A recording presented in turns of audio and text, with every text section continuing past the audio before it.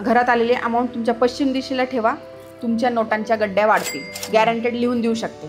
आपल्याला जर कळालं की आपल्या आयुष्यात पुढे असं काहीतरी होणार आहे तर त्या गोष्टी आपल्याला आधीच बदलता येतात का? तुम्ही ज्यावेळेस युनिव्हर्सच्या एनर्जीशी कनेक्ट होतात त्यावेळेस त्या गोष्टी आपोआप तुम्हाला कळायला लागतात। तुम्हाला पुढच्या आयुष्यामध्ये त्या व्यक्तीला पैसे रिटर्न करायला थोड्या वेळासाठी का होत नाही, तिच्या आयुष्यात तुम्हाला एंट्री मिळणार, तुम्ही त्या गोष्टीला ब्लेसिंग चांगलं देताय, पुढच्या जन्मात ते तुम्हाला पतित होऊन मिळतं।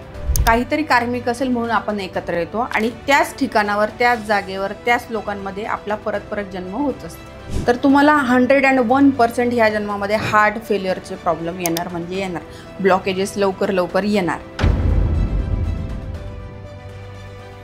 मला मंत्रजाप, ध्यान साधना आणि त्याच्यानंतर प्रोटेक्शन की तुमचा ओरा पण कोणाही सारखा मोठा होऊ शकतो। पण एखाद्या व्यक्तीचा खूप जास्त विचार केल्यानंतर तो व्यक्ती आपल्या आयुष्यात येतो का? जे तुमच्या नशिबात लिहिलेलं आहे ते होणारच आहे। जे आत्ता राजनीतीमध्ये फेल्युअर आहेत त्यांचं एंट्रन्स पूर्वेला नसेल, मूळव्याध होणं, कोंब बाहेर पडणं, फिशर होणं, पायाला कुरूप येणं, ह्या सगळ्या गोष्टी जेलसी दाबून ठेवल्याचे लक्षण आहे। 20-25 पर्यंत अगदी देवदेव करणारे आणि 25 नंतर अचानक लिटरली सगळे पुरुष वर्ग त्यांच्या घरातले ड्रिंकर होतात, ह्या पितृदोषाचं लक्षण आहे।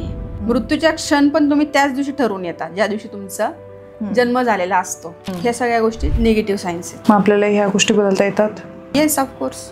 रोजच्या जीवनामध्ये घटस्फोट वगैरे ह्या ज्या काही गोष्टी घडणाऱ्या असतात, ह्या ज्या गोष्टी आहेत त्या पास्टशी जोडलेल्या असतात का? आकाशिक रेकॉर्ड्समध्ये तुम्हाला आलेल्या प्रश्नांचं उत्तर तिथे शोधायचं असतं। तुम्ही जर दुःखाचे मेसेज दिले ते परत परत रिटर्न तुमच्याकडेच येतात।